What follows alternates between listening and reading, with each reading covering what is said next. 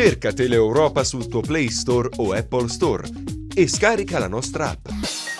Disponibile per tutti gli utenti Android e Apple. Ti aspettiamo.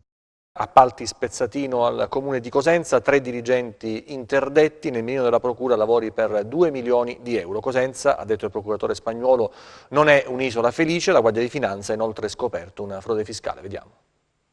Eccoli gli agenti della polizia tributaria negli uffici del comune di Cosenza. I finanzieri hanno esaminato 5.000 determine dirigenziali nel palazzo di città, un lavoro minuzioso da cui sarebbe emerso quello che gli inquirenti definiscono sistema appalti rivalcrati, misure interdittive per 3 funzionari del municipio e un imprenditore. Si tratterebbe dei dirigenti Arturo Bertucci, Carlo Pecoraro e Domenico Cuconato e dell'imprenditore Francesco Amendola. 14 gli indagati, le indagini partite dall'esposto del senatore pentastellato Nicola Morra, un consolidato modus operandi secondo la procura che ha vagliato centinaia di contratti per il conferimento dei lavori. Quello che noi abbiamo accertato in questa attività investigativa sono stati rapporti diretti tra dirigenti del comune e imprese, e quindi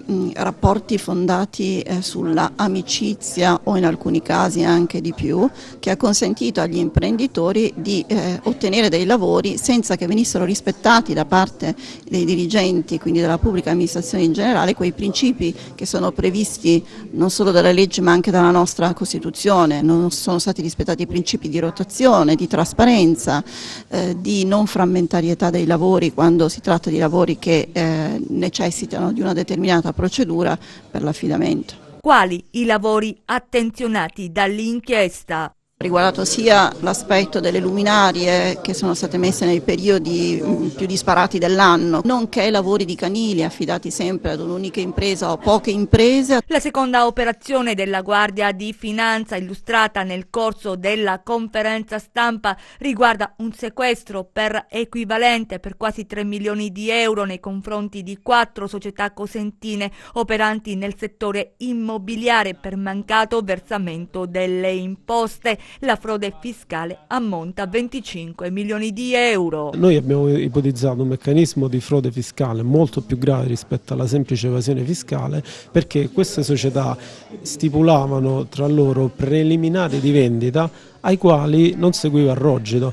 Cosenza, ha detto il procuratore Spagnuolo, non è un'isola felice. Queste nostre indagini hanno evidenziato un livello di legalità estremamente raffinato che indica una professionalità nel compiere questo tipo di reati molto sofisticata.